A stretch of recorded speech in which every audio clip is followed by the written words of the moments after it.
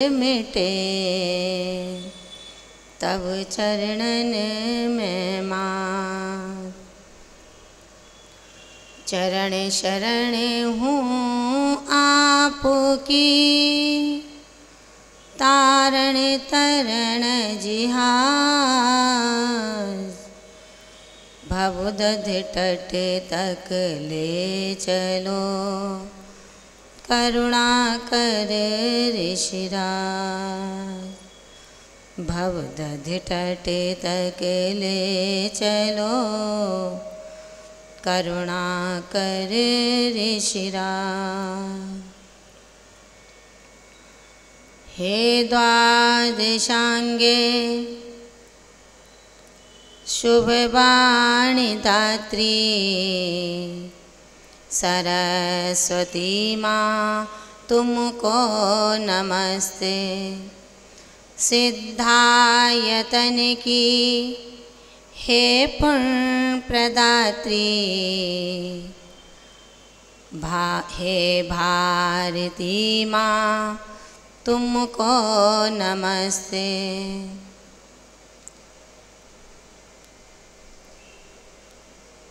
हे शुभ प्रदात्री, हे वाणी दात्री, हे द्वादशांगे तुमको नमस्ते, श्रुत पारगामी करो नंदनी को, बरोबर समझते तुमको नमस्ते, हे भारती माँ तुमको नमस्ते। जिन चरणों में लगे हुए हैं तीर्थों के पावन रजकन,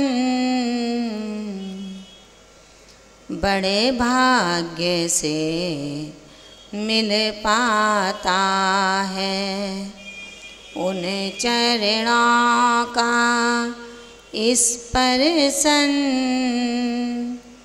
जिनकी हित मित प्रिय वाणी करती है संताप हनन। परम पूज्य माँ विशुद्धमती जी को मेरा 100 बार नमन, परम पूज्य गुरु विशुद्धमती जी को मेरा 100 बार नमन। जब बोलिए आदि ब्रह्मा तीर्थंकर आदिनाथ भगवान की, चैतन्य चिंतामणि तीर्थंकर श्री पार्श्वनाथ भगवान की, शासन नायक तीर्थंकर श्री महावीर स्वामी की, द्वादशांगमय जिनवाणी माता की, परम पूज्य गुरुदेव आचार्य श्री निर्मल सागर जी महाराज की, परम पूज्य सिद्धांत रत्न भारत गौरव गणनी आर्य का श्री विशुद्धमती माता जी की, श्रीमद जैन धर्म की, उत्तम आकिंचन धर्म की जय। चलो परम पूज्य ब्रह्म विद्या वाचस्पति पट गणी अर्का श्री 105 विज्ञपति माता जी की जयकारा गुरु माँ का। सर्वप्रथम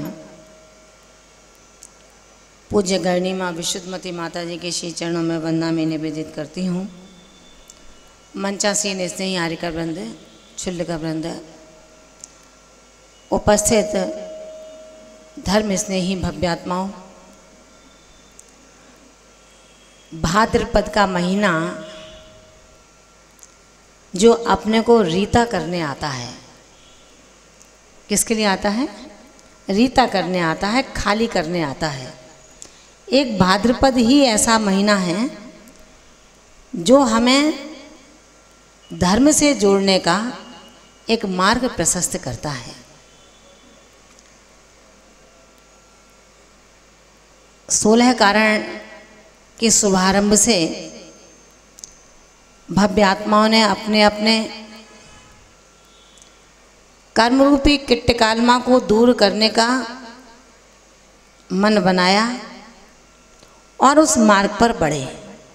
जिस पर जैसी शक्ति थी उसने अपना शक्ति के अनुसार व्यापार किया। परुराज पर्युषण के 10 दिन जो हर आत्मा के अंदर एक अनुपम उत्साह को भरते हैं, चाहे वो युवा हों, चाहे वो आबाल हों, और चाहे वो बाल हों, चाहे स्त्री हों और चाहे पुरुष हों, हर किसी के अंदर उत्साह होता है। शक्ति के अनुसार कोई 10 एकासन कर रहे हैं, कोई एक बार जल लेकर के अपने 10 दिनों को धर्म से समृद्ध कर रहे हैं, और कोई 5 उपवास से, कोई रत्नत्रय के तेले से अपनी शक्ति का संयोजन करने में लगे हैं। क्रम से इसी शक्ति के साथ साथ ये बाहरी तप हुआ जो हम ऊनोदर, अनशन, रस परित्याग के माध्यम से इस तप की वृद्धि करते हुए आत्मिक प्रदेशों तक पहुंचने का प्रयास कर रहे हैं। जब हमने अंतरंग बहिरंग तपों के माध्यम से अंदर के तपेले को गर्म किया है, किससे? स्वाभाविक वृत्ति से। स्वाभाविक प्रवृत्ति मेरी क्या है? मैं जिस प्रवृत्ति में 10 दिन पहले था वो स्वभाव नहीं था, और स्वभाव आज भी नहीं है, लेकिन स्वभाव को प्राप्त करने के लिए, स्वभाव को प्राप्त करने के लिए मैं विभाव में धीरे धीरे विभाव से दूर हो रहा हूँ। श्वेत कोयला कब होता है? जब जलता है। जब जलता है तो श्वेत हो जाता है। इसी तरह से मेरे आत्म प्रदेशों के अंदर जो वैभाविक राग द्वेष की कालिमा लगी हुई है, उस वैभाविक कालिमा से मैं शुक्ल परिणामी कैसे बन पाऊंगा, उसके लिए ये तपश्चरण की अग्नि की साधना यहाँ चल रही है। मन जब प्रसन्नता से भर जाता है, जब एक साधिका 10 उपवास करने वाली इस पूजन में अपने 3 घंटे का समय बड़े प्रसन्नता के साथ गुजार देती है। इतना ही नहीं, कुछ दाना ओली से आते हैं, कुछ मोची ओली से आते हैं, कुछ हेलीपैड कॉलोनी से आते हैं, कुछ मामा के बाज़ार से आते हैं और कुछ मुरार से आते हैं। हर जगह का यह संगम चंपा बाग की विशुद्धि के साथ में चल रहा है। निश्चित तौर पर महान भावों, हमने अपने स्वभाव परिणति को प्राप्त करने के लिए क्रोध का अभाव किया, तब स्वभाव रूप क्षमा धर्म मेरे अंदर पल्लवित हो सका। जब क्षमा को मैंने अपनाया तो मुझे लगा कि मुझे किसका अहंकार करना है, किसका दंभ भरना है। जहाँ पर क्षमा होती है वहाँ दंभ शोभायमान नहीं होता, इसको भी छोड़ेंगे। मन के परिणामों ने स्व आत्मा से कहा कि हे विज्ञात्मन, क्षमा को धारण करेगा, मार्दव को स्वीकार कर लेगा, तो क्या अपनी चाल को टेढ़ी मेढ़ी ही रखेगा? इस चंचल चाल को तू ऋजुता में परिवर्तित करेगा, तभी आर्जव धर्म का स्वामित्व तुझे प्राप्त हो सकेगा। मन ने कहा, बात ठीक कहते हो, जब तक टेढ़ापन नहीं निकलेगा, जब तक टेढ़ापन नहीं निकलेगा तब तक ऋजुता का जन्म नहीं हो सकता। और जहाँ ऋजुता नहीं है वहाँ सोच का व्यवहार कैसे बनेगा? इसलिए तू अपने आत्मिक परिणामों को धोने का प्रयास कर। ये 10 दिन तेरे धोने के लिए मिले हैं। ये 10 दिन तुझे रिक्त होने के लिए मिले हैं, खाली होने के लिए मिले हैं। और जब तूने इतना पुरुषार्थ कर लिया, अपने आप को आत्मिक परिणति को सुचिता में परिवर्तित कर दिया, शौच धर्म अंगीकार कर लिया, अब क्या मिथ्या वचन बोलेगा? नहीं बोलेगा। अब मिथ्या वचन नहीं बोलने, अब मुझे प्रमाणित वचनों में अपने जीवन को आगे बढ़ाना है।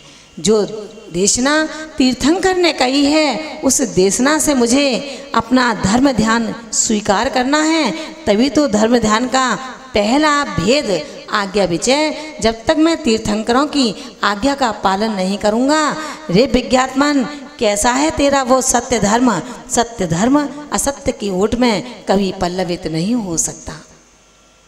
ठीक है, इसको भी स्वीकार कर लेता है वो साधक जो 10 दिन के बाह्य तप करके अपने आप को तपाने का पुरुषार्थ कर रहा है। सत्य धर्म ने कहा, मित्र, जब मैं तेरे आंगन में आ गया तो अब तुझको क्या करना है? असंयमित जीवन को संयम में बांधना है। संयम की बाड़ लगा करके त्याग की और तप की फुलवारी को महकाना है। जब त्याग और तप हो जाएगा, अब अग्नि लग गई, रेत की ढेरी बन गई, रेत की ढेरी बन गई। अब उस रेत के अंदर क्या है? कुछ भी तो नहीं है। वो रेत की ढेरी जिसके अंदर पुद्गल परमाणु जल करके राख हो चुके हैं, वो पुद्गल की ढेरी अब अपने आप में कहती है, रे आत्मन, अब और कोई नहीं है, मैं था अकेला, हूँ अकेला और अकेला ही रहूँ। क्या कह रही है? मैं था अकेला, हूँ अकेला और अकेला ही रहूँ। मैं था हमेशा, हूँ हमेशा और हमेशा ही रहूँ। जीव द्रव्य कभी मरता नहीं है। उमा स्वामी भगवंत ने कहा था ना, द्रव्य ना कभी 5 होते हैं, द्रव्य ना कभी 7 होते हैं। अपना द्रव्य कौन सा है? अपना द्रव्य कोई है या नहीं? कौन सा द्रव्य है? जीव द्रव्य है।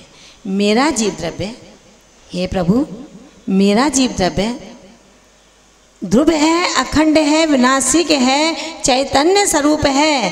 साधना के माध्यम से ज्ञान धन को प्रस्फुटित करने वाला जो ये जिनेंद्र की देशना है, इससे मेरा ज्ञान धन स्वयमेव प्रस्फुटित हो जाएगा। महान भावों, आज का दिन वही दिन है जो तुम्हें संपूर्ण संकल्प विकल्पों से दूर करने का पुरुषार्थ करेगा। आपके जो संकल्प विकल्प के ताने बाने रोज प्रतिदिन प्रतिक्षण चलते रहते हैं, कभी किसी के माध्यम से, कभी किसी के माध्यम से, ना इन उंगलियों को शांति मिल पाती है, ना इन चक्षुओं को शांति मिल पाती है और ना ब्रेन को शांति मिल पाती है।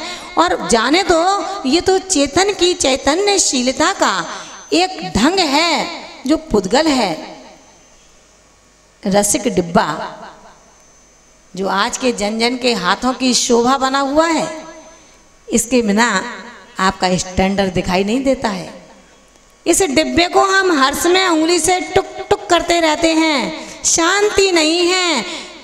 क्षण भर के लिए दिन में ये डिब्बा और रात में डिब्बे का सब्स्टिट्यूट मच्छर हमें चैन से रहने नहीं देता है। ध्यान रखना, रात में उसको हटाते हैं और दिन में इसको बार बार लगाते हैं। आज का ये धर्म हमें ये शिक्षा देने आया है कि रे भव्यात्मन, जैन सिद्धांत का शुभारंभ वहीं से होता है जहाँ पर वैभाविक स्वभाव विभाव परिणति का खात्मा होता है। और जिनेंद्र देव की देशना जब प्रारंभ होती है, वहीं से आज का दिन परम समय सार का दिन प्रारंभ हो जाता है।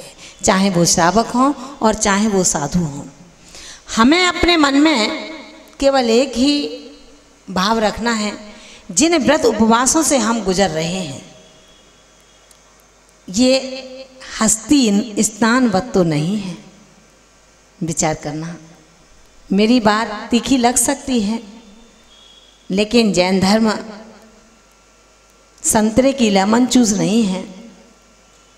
जैन धर्म कोई लॉलीपॉप नहीं है जो उसका रैपर हटाओ और मुंह में डालो और संतरे का आनंद लेने लगो। ये जैन धर्म खरा है, स्पष्ट है और दुसाध्य है, लेकिन जितना दुसाध्य है उसके बाद उससे लाखों गुना साध्यता हमें प्रदान करता है। यही कारण है कि हम अपनी इंद्रियों का वशीकरण करें, गुप्तियों का गोपन करें। यह ये नहीं कहा जा रहा इंद्रियों के वशीकरण में आप 10 दिन के उपास के ज़िंदगी भर के उपास बना लो, ये नहीं कहा जा रहा, क्योंकि शक्ति नहीं है शरीर के अंदर। हीन सैनन है, पाप काल है, देह अन्न का कीड़ा है, इसके बिना नहीं चलेगा शरीर। और जब शरीर नहीं चलेगा तो कैसे होगा धर्म ध्यान।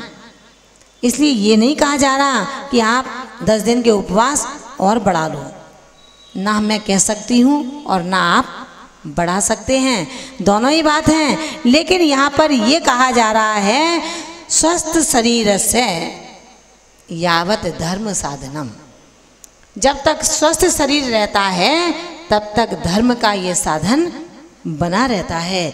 स्वस्थ शरीर खाने से नहीं है, स्वस्थ शरीर तो हमारी इंद्रियां भोजन से परिपूर्ण हो रही हैं, लेकिन हमारा मन, हमारा भाव हमारे स्वभाव से प्रेरित हो रहा है। मेरे भावों की श्रृंखला जैसी होगी उस तरह का मेरा तपस्या का फल बनेगा। इसीलिए कहा है जौलो पौरुष थके न तौलो उद्यम सो चरना। जब तक तेरा शरीर क्षीण नहीं हो पा रहा है तब तक मित्र तू अपने शरीर से तपस्या के अंकुरों को प्रस्फुटित करता रहे। अगर तू तपस्या के अंकुरों को आज जवानी में कर लेगा तो ध्यान रखना वृद्धावस्था तो केवल श्रम, वृद्धावस्था में तो केवल श्रम ही रहता है और साधना समाप्त हो जाती है। साधना अगर करना चाहते हो तो वृद्धावस्था नहीं, युवावस्था में जीना होगा। हमारे बीच में ये तमाम जो युवा साधिकाएं बैठी हैं, जिन्होंने अपने चिंतन से, अपनी शक्ति से ज़्यादा निर्णय लिया है, उम्र छोटी है, परिवार की जिम्मेदारी है, उसके बाद भी इन्होंने जो मन बनाया कि मुझे करना है, क्या करना है, स्व आत्मा के लिए कुछ करना है। कुछ लोग इस चिंता में हैं कि कैसे 10 दिन के उपवास पूरे होंगे। कुछ लोग इस चिंता में हैं कि इनकी सेवा कब तक करनी पड़ेगी। कुछ इस चिंता में परेशान हैं कि कैसे इनके व्रतों की पालना कराने के लिए कितना दाम खर्च करना पड़ेगा। आचार्य भगवंत कहते हैं कि भंते चिंता के भी बहुत रूप हुआ करते हैं। आचार्य भगवान ने कहा उत्तमा स्वात्म चिंता स्यात् देह चिंता च मध्यमा अधमा चिंता चिंता स्यात् पर चिंता धमा धमा। जो आत्मा की चिंता करता है वो श्रेष्ठ चिंतित है, और जो देह की चिंता करता है वो मध्यम पुरुष कहलाया करता है। उत्तम पुरुष स्वात्म चिंतन में जो डूबा हुआ है। आपकी स्वात्म चिंता ही है, चिंता नहीं करना आप। मुझे बहुत ही अच्छा लगा, मन खुश हुआ मेरा कि आपने मेरी बात मान ली। आपसे जो कहा गया द्वारा कहने का अवसर नहीं मिला। कुछ ही लोग ऐसे हैं इस सभा में जो बार बार कहलवाते हैं, लेकिन बहुत लोग ऐसे हैं जो केवल एक बार कहा और क्लिष्ट सब्जेक्ट को समझने का उन्होंने प्रयास किया। ये भी क्लिष्ट है कि जहाँ पर हम एक दिन में पोस्ट ऑफिस के डिब्बे की तरह इसमें कुछ ना कुछ डालते रहते थे, आज हम 10 दिन से 9 दिन से कुछ भी नहीं ले रहे। ऐसी ऐसी साधिका और साधक बच्चे हैं जिन्होंने 9 दिन से मुंह में बूंद भी नहीं डाली पानी की। इनको देख करके लगता है कि रे विज्ञात्मन, जब तू कुछ नहीं कर सकता तो कम से कम जो ये छोटे छोटे से उम्र के बच्चे हैं, महिलाएं हैं, इनके रहने की प्रबंधन की व्यवस्था तो कर दे। इनके लिए 2 शब्द ऐसे बोल दो कि इनकी औषधि का काम करें। शीतलता के आत्मद्रह से निकले हुए हर एक शब्द के अंदर इतनी शक्ति होती है कि 10 दिन का श्रम इनको महसूस नहीं होगा यदि इतना कह दिया कि कैसा है आपका स्वास्थ्य। इसमें क्या बिगड़ता है अपना। लेकिन विज्ञात्मन, इसको बोलने के लिए भी तुम्हें साहस करना पड़ेगा। क्यों? तुम्हारे अंदर ईर्ष्या की कोई अग्नि प्रज्वलित तो नहीं हो रही कि अरे 10 उपवास करने से क्या होता है, इतनी गर्मी में 10 उपवास कर लिए। ये ईर्ष्या की डाह बोल रही है। जिसने उपवास किए हैं उसका हौसला तो हम बढ़ा नहीं सकते हैं, वरन हम कुछ नहीं कर रहे फिर भी पाप के भागीदार बने जा रहे हैं। क्यों करने हैं 10 उपवास? क्या होता है? शरीर सही होगा तो सब कुछ अच्छा होगा। अरे मित्रों, अपन नहीं कर सकते तो जो कर रहे हैं क्या उनका हौसला बढ़ा नहीं सकते? तुम्हारे 2 शब्द कहने से उसका कुछ नहीं बढ़ेगा ना बिगड़ेगा, लेकिन तुम्हारा पुण्य का कोठा स्वयमेव भर जाएगा, बिना कुछ किए, बिना कुछ दिए। इसलिए आचार्यों ने कहा है, उत्तम पुरुष स्वात्म चिंतन में डूबा रहता है, मध्यम पुरुष शरीर की आसक्ति में अपनी चिंता में लगा रहता है, अधम वो है जो कामी व्यक्ति है, काम विषयों की चिंता करता है। धर्म करूं या कर्म करूं, 10 दिन किसने देखे हैं उपवास करके मैं जिंदा रह पाऊंगा या नहीं रह पाऊंगा। अपने जीवन के सुंदर रसिक विषयों की शब्द धारा को क्या मैं छोड़ दूंगा? नहीं, ऐसा नहीं हो सकता। जब मैं जिंदगी के दिनों को नहीं समझ पा रहा हूँ तो विषयों की इच्छा करना, पूर्ति करना इस शरीर का कर्तव्य है। हमने संसार में जन्म लिया है, कोई ऐसे थोड़ी आ गए हैं। इसलिए अधम अधम है वो जो विषयों की चिंता से पर चिंता में जूझता रहता है। आचार्य भगवान कह रहे हैं, वत्स, आज का धर्म खाली होने का धर्म है, आज का धर्म रिक्त होने का धर्म है, आज का धर्म हल्का होने का धर्म है, निज स्वरूप से मुक्ति धाम तक ले जाने का ये धर्म है। हल्का होना है उस तराजू की तरह। तराजू देखा है ना? तराजू जिसमें ज़्यादा वजन लगा है वो नीचे की ओर झुकता है और जिसमें कम वजन है वो ऊपर की ओर उठता है।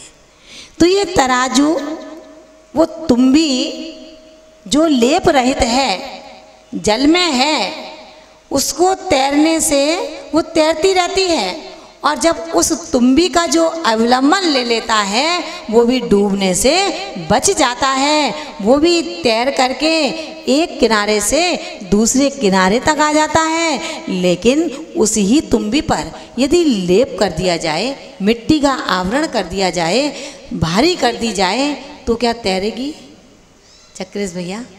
नहीं तैरेगी माता जी। जिसको हमने लेप से भारी कर दिया है, लेप लगा दिया है, भारी बना दिया है, उसके जो तैरने का स्वभाव था उस स्वभाव को मैंने विभाव में परिणत कर दिया है।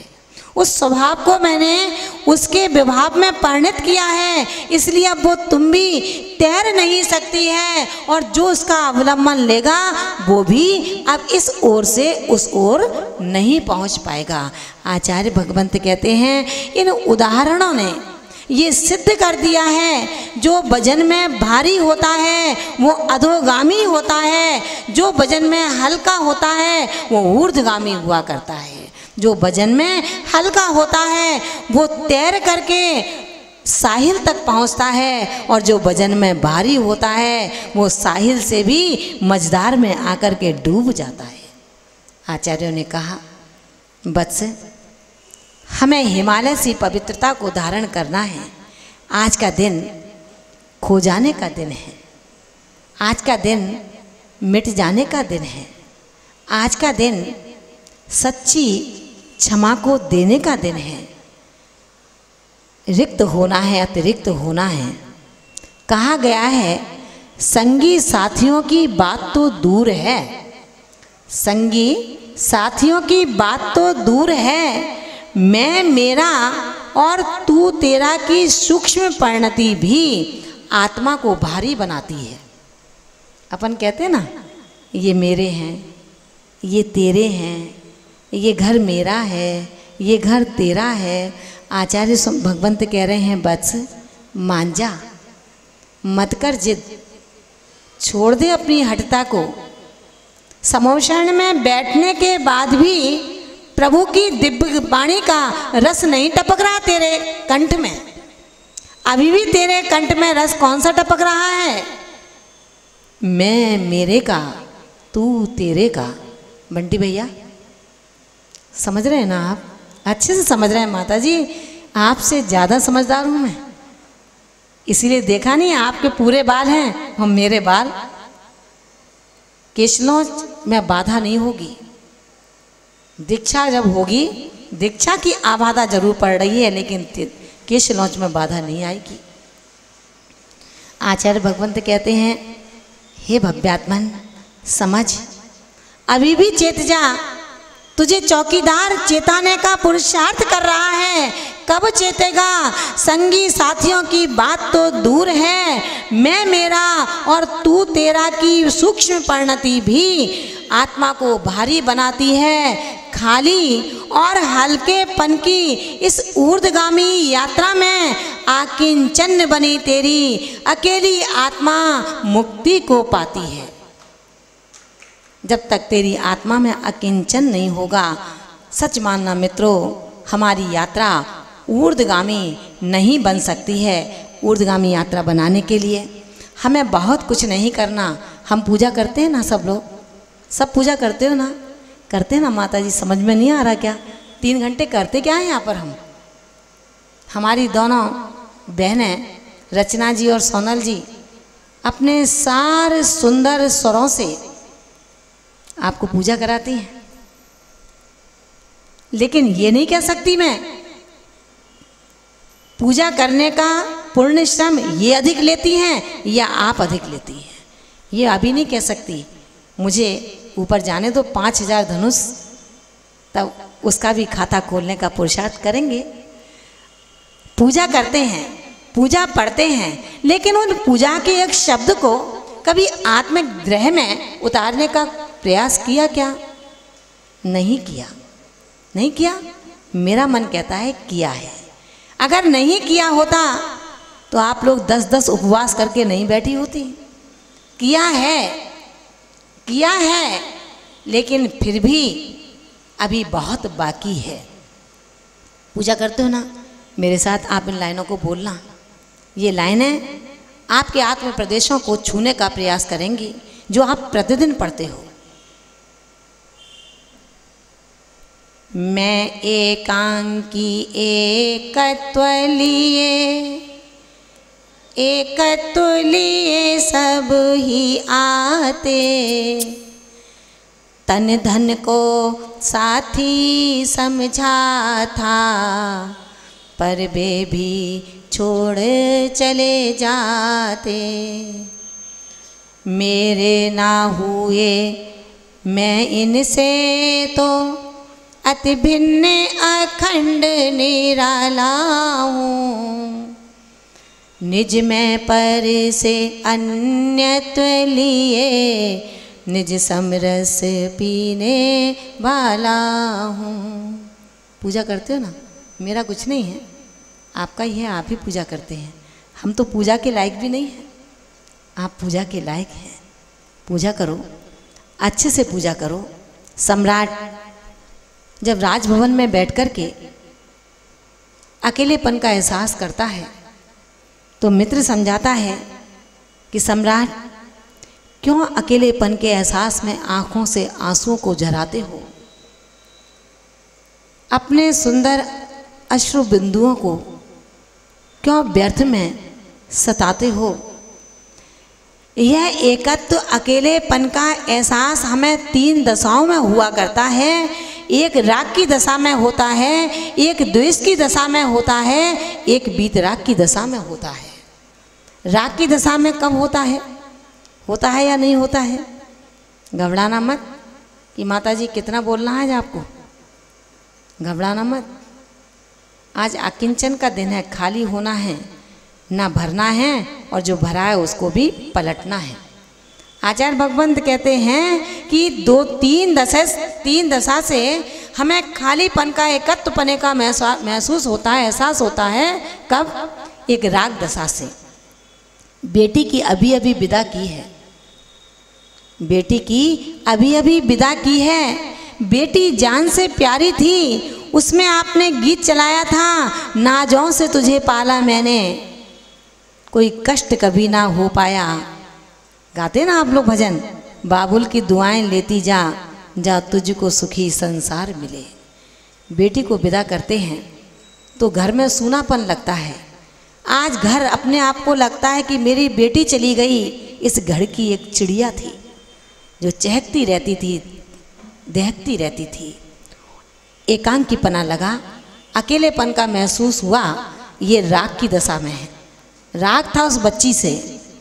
एक द्वेष की दशा में होता है कि जब पिता ने बंटवारा कर दिया, बंटवारे के समय बड़े भाई ने कहा कि नहीं, मैं बड़ा हूँ, मुझे ज़्यादा हिस्सा मिलना चाहिए, मैं बड़ा हूँ, मैंने ज़्यादा मेहनत की है, इसका जन्म बाद में हुआ है, ये छोटा है, इसने कम मेहनत की है। दोनों भाइयों के इस बंटवारे ने एक दीवार खड़ी कर दी।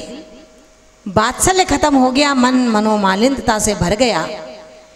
घर में रह रहे हैं, काम कर रहे हैं, लेकिन एक दूसरे से ना बोलते हैं और ना चेहरे को देखना पसंद करते हैं। ये द्वेष का, एकांकीपने का एहसास कराता है। एक बीतरागी एहसास होता है।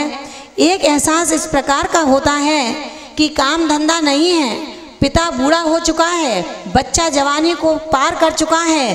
पिता कहता है, बेटा अब तुम्हें किसी दूसरे शहर में जाना होगा कुछ काम धंधा ढूंढने के लिए। शहर के लिए बेटा जा रहा है। पहली बार बेटे को माता पिता विदा कर रहे हैं। मन रो रहा है, राग की दशा तीव्र होती जा रही है। पिता उस बच्चे को ट्रेन में बैठाने के लिए स्टेशन तक जाता है। स्टेशन पर देखता है भीड़ बहुत ज़्यादा है, टिकट भी खरीद लेता है, ट्रेन भी आ जाती है। ट्रेन के डिब्बे को पिता देखता है, धड़कनें बढ़ जाती हैं। मेरा बेटा छोटा है, पहली बार जा रहा है, इतने भीड़ बड़े डिब्बे में इसको कैसे बैठाऊं?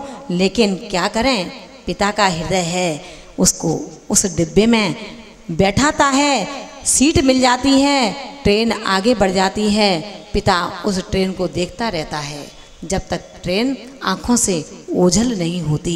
वापस घर लौट करके आता है। घर आकर के माँ पूछ ही लेती है, क्यों जी, क्या हुआ, बेटे को सीट मिली या नहीं मिली? पिता ने कहा, हाँ सीट मिल चुकी है, लेकिन डिब्बा खचाखच भरा हुआ था, पैर रखने की भी जगह नहीं थी, फिर भी मशक्कत करके उसको सीट दिलवाती है। सुबह से शाम हो गई। पिता अकेला पुत्र की याद में जूझता है। माँ ने पूछा, क्या बात है, कौन से विचारों में आज खो गए हो आप? पिता ने कहा, कुछ नहीं, बस यही विचार कर रहा हूँ, इतना दूर गया है मेरा बेटा, अकेला है, कैसे पहुँचेगा? माँ ने कहा कि अरे अकेला है, आपने तो कहा था उस डिब्बे के अंदर खचाखच भरा हुआ है, और आप कहते हो डिब्बा में बेटा मेरा अकेला है। पिता ने कहा, तुम सही कह रही हो, डिब्बा खचाखच भरा है, लेकिन उसका कोई साथी नहीं है, वो अकेला है। क्या कहा? उसका कोई साथी नहीं है, वो अकेला है। भीड़ भाड़ तो संयोगी है, जहाँ जिसका स्टेशन आएगा वो धीरे धीरे उस स्टेशन पर उतर जाएगा। लेकिन जो मेरा बेटा बैठा है जिस डिब्बे में, उसमें पता नहीं कौन उसका साथ निभाने वाला होगा, कैसे वो अपने मंजिल तक पहुंच पाएगा। बस ये एकांकीपना मुझे सताए जा रहा है, राग का एकांकीपना सताता है। और जब बीतराग का एकांकीपना होता है तो यही कहते हैं भावधारा मानस पटल पर मंत्र की धारा बन करके तैर रही है। सूरज की पहली किरण के साथ ही मैंने अपना भवन छोड़ दिया, विशुद्ध भवन की ओर अपने कदम बढ़ाए थे। जैसे ही विशुद्ध भवन की ओर मैंने अपनी राह पकड़ी, स्वतंत्र और स्वाधीन जीवन जीने के लिए अब तक मैं अनाथ थी, आज महाव्रतों के साथ सनाथ की ओर बढ़ने लगी। एक योगी का रूप रख करके निश्चित रूप से मुझे लगा कि रे विज्ञात्मन, तू अभी तक अकेले भ्रमण करता था। किसका साया था तेरे पास जिसको तू अपना साया मना रहा था? जनक और जननी का वो साया नहीं था। अगर सत्य तेरे माता पिता होते तो तुझे छोड़ कर के क्यों जाते? ना जाने कौन सी दुनिया में चले गए। लेकिन सचमुच आज लगता है राजन, पहले मैं अनाथ था, आज मैं सनाथ हो चुका हूँ। आज मैं स्वयं के लिए स्वामी बन गया हूँ, मैं स्वयं नाथ बन गया हूँ। अब मुझे किसी सम्राट के अवलंबन की आवश्यकता नहीं है। आज विचार करना आप भी, जो मेरे लिए नाथ बनने को तैयार हो, ऐसा सम्राट जो प्रजा का पालन पुत्रवत करता होता है। पहली बार सम्राट को अपने अनाथ पने का एहसास होता है, क्योंकि हर आत्मा अपने परिवार का सम्राट है, हर आत्मा अपने परिवार का संचालन करता है, हर आत्मा अपने परिवार को पुत्र से युक्त मानता है। आज लगा कि जब मुझे अनाथ पने का बोध हुआ तो मुझे लगा कि वास्तव में ज्ञान चक्षुओं को खोले बिना, प्रज्ञा चक्षुओं को खोले बिना सत्ता, साम्राज्य और शरणदाता का कोई भेद पता नहीं चलता है। कुछ नहीं कहना चाहते, आज मुझे महसूस हुआ अकिंचन धर्म ने मुझे रिक्त किया है। अकिंचन धर्म ने मुझे स्वयं को समझने का एक अवसर दिया है। अकिंचन ने कहा, रे विज्ञात्मन, तू किचकिच मत करना पर के लिए, पर कुछ करते हैं, समझना वो नहीं कर रहे, तेरी करनी उनको कराने के लिए मजबूर कर रही है। कोई तो निमित्त बनेगा तेरे उद्यागत कर्म की स्थिति के लिए, इसलिए समझ ले, कोई नहीं किसी का साथी, सारी यात्रा एकांकी है। कोई नहीं किसी का साथी, सारी यात्रा एकांकी है। जीवन का ये धर्म धरा पर एक बहुत गहरा सपना है। जब तक नींद भरी आँखों में, तब तक दृश्य जगत अपना है। सपने देखते ना, सपने तो बहुत अच्छे देखते हैं। अपन आकाश में उड़ रहे हैं, सुंदर महल बना है, सुंदर सुकुमारियाँ मेरी सेवा में लगी हैं, दिव्य भवन देखते हैं। आचार्य भगवंत कहते हैं जीवन का ये जन्म धरा पर एक बहुत बड़ा गहरा सपना है। जब तक नींद भरी आँखों में, तब तक दृश्य जगत अपना है। उतनी देर जाग कर जी लो, उतनी देर जाग कर जी लो जितनी अभी उम्र बाकी है। कोई नहीं किसी का साथी, सारी यात्रा एकांकी है। जाने कितने जन्म जी लिए, जाने कितने जन्म जी लिए, द्वंद्वों का निस्सीम व्रत है। कभी पाप में कभी पुण्य में उलझा सुलझा अवश्य चित्त है। यदि मध्यस्थ ठहर जाओ तो, यदि मध्यस्थ ठहर जाओ तो सहज सुलभ निज की झांकी है। कोई किसी का नहीं साथी है, सारी यात्रा एकांकी है। महान भावों, अंतिम छंद में बाहर बहुत भटक कर देखा, अपने लिए विचार किया है, आपके बीच में रख रही हूँ। बाहर बहुत भटक कर देखा, अब भीतर की ओर चलें तो। बाहर बहुत भटक कर देखा, अब भीतर की ओर चलो तो। जैसे ज्योति दिए की जलती, ऐसे ही निःशब्द जलो तो। जैसे ज्योति दिए की जलती, वैसे ही निःशब्द जलो तो। तू ही तृप्ति पात्र तू ही है, तू ही तृप्ति पात्र भी तू ही अमृत तू ही साकी। कोई किसी का नहीं है साथी, जीवन झांकी है एकांकी। महान भावों, इस आकिंचन धर्म में बहुत गहरी बात कही है। निर्द्वंद्वता को प्राप्त करने के लिए द्वंद्व को छोड़ने की बात कही है। हमें याद वो करना है जिसने अपना राज्य छोड़ दिया। किसने छोड़ा था राज्य? याद है क्या? राम ने राज्य नहीं छोड़ा था। ध्यान रखना, व्यक्ति 4 प्रकार के हैं। पहला कहता है मेरा सो मेरा, तेरा भी मेरा। दूसरा कहता है मेरा सो मेरा, तेरा सो तेरा। और तीसरा कहता है तेरा सो तेरा, मेरा भी तेरा। और चौथा कहता है मेरा सो मेरा, तेरा भी मेरा। ये जो भी कहा, किसने कहा? किसने कहा? दुर्योधन कहा करते थे। दुर्योधन कहते थे कि हे कर्मयोगी श्री कृष्ण, ध्यान रख लेना, मैं पांडवों को एक सुई की नोक के बराबर भी जमीन नहीं दे सकता हूँ। वो राज्य के लेने के अधिकारी नहीं हैं। मेरा सो मेरा, तेरा भी मेरा। ऐसे विचार अगर आपके किसी के मन में आ रहे हों तो जैन दर्शन कहता है, मैं नहीं कहती हूँ, जय दर्शन कह रहा है, अपने आप समझ लेना मित्रों कि मैं कौरव वंश का हूँ। मेरा जन्म कौरव के वंश में हुआ है। विश्व में अनेक महापुरुष हुए हैं, मर्यादा पुरुषोत्तम शब्द राम के ही क्यों लगा? आपके क्यों नहीं लग पाया? आचार्य भगवंत कहते हैं यदि घर में रहना है, परिवार के साथ में रहना है, कैसे रहना है उसको रहने का ढंग सीखो। ज्येष्ठ भ्राता राम जैसा हो और अनुज भरत जैसा हो। ज्येष्ठ भ्राता राम जैसा हो और अनुज भरत जैसा हो। तो ध्यान रखना, पद्म पुराण में ये व्याख्यान आया जो दिल को छू गया। कैकेयी ने जब कहा राजा दशरथ से कि मेरे पुत्र को राज्य चाहिए, भरत के कानों में जैसे ये शब्द पड़े, कल राज्याभिषेक होना है।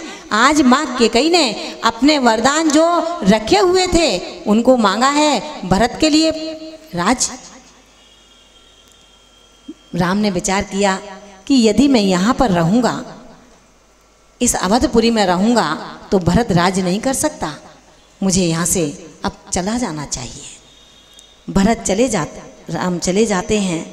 भरत को जब पता लगता है कि राज्य करने वाले अवधपुरी के राजा राम जंगल में चले गए हैं, उनका हृदय द्रवित हो जाता है, रोने लगते हैं, व्यवस्थाएं भंग होने लगती हैं परिवार की। लेकिन जब वापस लंकेश को जीत करके राम आते हैं, भरत आते ही कहते हैं, हे स्वामी, हे अवधपुरी के राजा राम, संभालो अपना राज्य, आपका राज्य अब आपको ही संभालना है। राम ने कहा, भरत कैसे हो तुम? तुम्हें पता नहीं है मैं लंकेश को जीत करके आया हूँ, अभी रुको, जल्दी नहीं है। भरत ने कहा, भैया मैं स्वयं के कर्तव्य से च्युत हो रहा हूँ, पर के कर्तव्य को निभा रहा हूँ, पर के राज्य का संचालन कर रहा हूँ और अपने राज्य को संभाल नहीं पा रहा, इसलिए अब स्वयं के राज्य का संचालन करने के लिए मुझे जाना है, मुझे जाने दीजिए। अब आपका राज्य आपके हस्तगत करके अपने स्वराज्य की ओर, राम राज्य की ओर मैं प्रयाण करूँगा। महान भावों, कहा गया है भरत उसी समय रानियों के बीच से, माँ के बीच से खड़े होकर के राम बुलाते रह गए। भरत ने पीछे मुड़ कर के भी नहीं देखा। जाकर के जो बहुत घूमे थे बाहर, वो जब देखा कि आज भरत केश लुंचन करने लगे, वस्त्रों को त्याग दिया, दिगंबरी अवस्था धारण कर ली, क्या चाहिए? जिनको पहले भैया कहते थे, भैया कहकर के बोला जा रहा था, आज भैया भगवान बन गए। उनके चरणों में अवध पूरी झुक जाती है। ये हैं हमारे दिगंबर मुनि, आज भरत सागर जी महाराज बन गए। महान भावों, ऐसे आकिंचन धर्म को हमें जीना है। हम ये सभी संकल्प करें अपने जीवन में। भाई के लिए कुछ नहीं कर सकते तो कम से कम अपने घर में दीवार खड़ी ना करें। आपका हिस्सा आपके पास रहे, भाई का हिस्सा भाई के पास रहे। जब आप भाई से 2 रोटी नहीं दे सकते तो कोई बात नहीं है, लेकिन उसे बेघर करने का कभी मन में विचार भी मत लाना। तुम्हारा ही तो भाई है, बेघर होकर के आखिर जाएगा कहाँ पर, विचार करना। इसलिए इतने ही वक्तव्य से अपने वक्तव्य के इस सारांश को समेटना चाहती हूँ। बद्धते मुच्यते जीवो सममो निर्ममो क्रमात् तस्मात् सर्व प्रयत्नेन निर्ममोत्तम भवो पर्वो भवेत्। ममता के कारण जीव बंध को प्राप्त होता है और निर्ममता के कारण बंध से निर्बंध दशा को प्राप्त होता है। इसलिए हमें ममता उतनी ही करनी है जितनी ममता मेरे जीवन में खार पैदा ना कर सके, मेरे जीवन का व्यवहार सद्व्यवहार बना रहे। इन्हीं भावनाओं के साथ में आप सबके धैर्यता को बहुत बहुत कृतज्ञता ज्ञापित करती हूँ। बड़ी शांति के साथ इतने समय तक आपने मेरे इन तीखे वचनों को सहन करते रहे। आपकी इस धैर्यता के साथ आप सभी के लिए यही प्रार्थना करती हूँ कि हे भगवान, इन सबको भी अकिंचन धर्म से जोड़ देना, इनको भी रीता कर देना। किससे? विभाव परिणति से स्वभाव परिणति में लाने का इनका भी मन हो जाए तो ये आकिंचन धर्म आज अपने आप में सार्थक हो जाएगा। इन्हीं भावनाओं के साथ दोनों हाथों को जो लेकर के आए हैं, एक बार हाथ ऊंचे करेंगे और जयकारा लगाएंगे। जय बोलिए उत्तम आकिंचन धर्म की जय। परम पूज्य सिद्धांत रत्न भारत गौरव गणनी आर्यका श्री विशुद्धमती माता जी की जय। जयकारा गुरु माँ का। आइए जिनवाणी की स्तुति करेंगे। अर्घ लेके आए पहले। एक मिनट भैया, पंडित जी एक मिनट देखिए।